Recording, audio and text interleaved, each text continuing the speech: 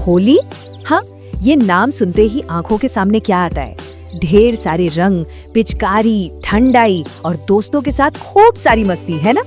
लेकिन क्या कभी सोचा है कि इन चटकीले रंगों के पीछे एक बहुत गहरी और पावरफुल कहानी छिपी हुई है? तो चलिए आज रंगों से परे होली के असली मतलब को समझते हैं। तो सवाल सीधा यही है, आखिर होली का असली मतलब है क्या? क्या ये सिर्फ एक दिन की छुट्टी है, दोस्तों के साथ रंग खेलने का एक मौका, या फिर इसका कोई गहरा, कोई आध्यात्मिक मतलब भी है? आइए इसी सवाल का जवाब ढूंढते हैं। बिल्कुल, हम सबके लिए होली का मतलब है खुशियाँ, एक दूसरे से मिलना जुलना और ढेर सारा उल्लास। ये वो समय है जब हम पुराने गिले शिकवे भुलाकर एक दूसरे को गले लगाते हैं और अपने रिश्तों में नए रंग भरते हैं। और सच कहूँ तो ये पहलू वाकई बहुत खूबसूरत है। लेकिन इस पूरे जश्न की जड़ें जो है ना, वो एक बहुत पुरानी कहानी में है। ये कहानी है एक भक्त की, एक अमर कथा जो हमें विश्वास और अच्छाई की असली ताकत के बारे में सिखाती है। ये कथा है प्रहलाद की। तो कहानी शुरू होती है एक बहुत ही अभिमानी, बहुत ही शक्तिशाली असुर राजा से, जिसका नाम था हिरण्यकशिपु। उसे ब्रह्मा जी से एक ऐसा वरदान मिला था कि वो, आप कह सकते हैं कि लगभग अमर हो गया था, और इसी शक्ति के घमंड में वो खुद को भगवान समझने लगा था।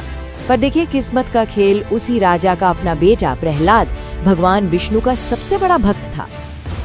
अब अपने ही बेटे को किसी और की भक्ति करते देख हिरण्यकशिपु का गुस्सा 7वें आसमान पर पहुंच गया।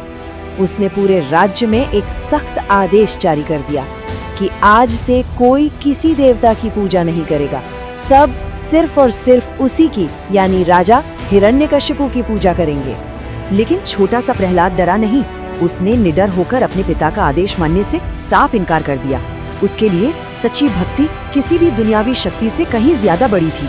और बस यहीं से शुरू हुई अहंकार और आस्था के बीच की असली लड़ाई।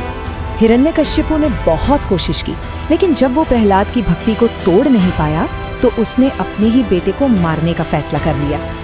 कई बार कोशिश की, पर हर बार प्रहलाद बच गया। तो आखिर में उसने अपनी बहन होलिका की मदद ली। और यहीं से हमें उस सवाल का जवाब मिलता है कि होली से एक रात पहले होलिका आखिर जलाई क्यों जाती है। तो देखिए, ये एक भयानक साजिश थी। होलिका को वरदान था कि आग उसे जला नहीं सकती। उसने अपने भाई की बात मानी और प्रहलाद को अपनी गोद में लेकर एक बहुत बड़ी चिता पर बैठ गई। लेकिन यहाँ हुआ एक चमत्कार। प्रहलाद बिल्कुल शांत, बस भगवान विष्णु का नाम जपते रहे। और नतीजा ये हुआ कि होलिका का वरदान उसी के लिए श्राप बन गया। वो उस आग में जलकर राख हो गई, लेकिन भक्त प्रहलाद को एक खरोच तक नहीं आई। और ये घटना एक ऐसे सच को हमारे सामने रखती है जो कभी नहीं बदलता, कि सच की हमेशा झूठ पर और भक्ति की हमेशा ताकत पर जीत होती है। यही होली का सबसे बड़ा और सबसे गहरा संदेश है। तो प्रहलाद की ये कहानी हमें होलिका दहन तक तो ले आई, पर इस आग और इस जीत का रंगों के त्योहार से क्या लेना देना है? चलिए इस सफर को समझते हैं, अग्नि से लेकर उत्सव तक। देखिए, होली से एक रात पहले जो हम होलिका दहन करते हैं ना, वो सिर्फ एक रस्म नहीं है, ये एक सिंबल है। ये अपने अंदर के अहंकार, नफरत, जलन और हर तरह की नेगेटिविटी को उस आग में जलाकर खुद को साफ करने का प्रतीक है। तो होलिका का जलना किसी चीज का अंत नहीं, बल्कि ये एक नई और पॉजिटिव शुरुआत का इशारा है। जब हम अपने अंदर की बुराइयों को जला देते हैं, तभी तो हम अच्छाई और प्यार के लिए अपने दिल में जगह बना पाते हैं। और बस इसी नई शुरुआत का, इसी जीत का और इसी प्योर फीलिंग का जश्न हम अगले दिन रंगों से मनाते हैं। ये रंग उस खुशी, उस जीवन और उस जीत का प्रतीक हैं जो बुराई पर अच्छाई को मिली। हर एक रंग एक नई उम्मीद है, एक नई उमंग है।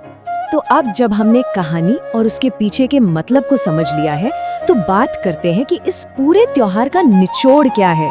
होली से मिलने वाला असली संदेश क्या है, जिसे हमें अपनी जिंदगी में उतारना चाहिए। तो होली हमें क्या सिखाती है? पहली चीज की सच्ची आस्था में बहुत शक्ति होती है। दूसरी, ये हमें याद दिलाती है कि अहंकार चाहे कितना भी बड़ा क्यों ना हो, एक दिन खत्म जरूर होता है। तीसरी, ये हमें विश्वास दिलाती है कि अंत में जीत हमेशा अच्छाई की ही होती है।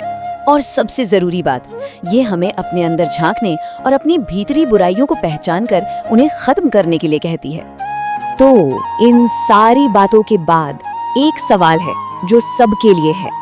इस होली जब होलिका की आग को जलते हुए देखें तो एक पल के लिए बस ये सोचिएगा कि अपने अंदर ऐसी कौन सी एक बुराई, आदत या नेगेटिव सोच है जिसे उस आग में हमेशा हमेशा के लिए जला देना चाहेंगे। इस सवाल पर विचार जरूर कीजिएगा। होली की बहुत बहुत शुभकामनाएं।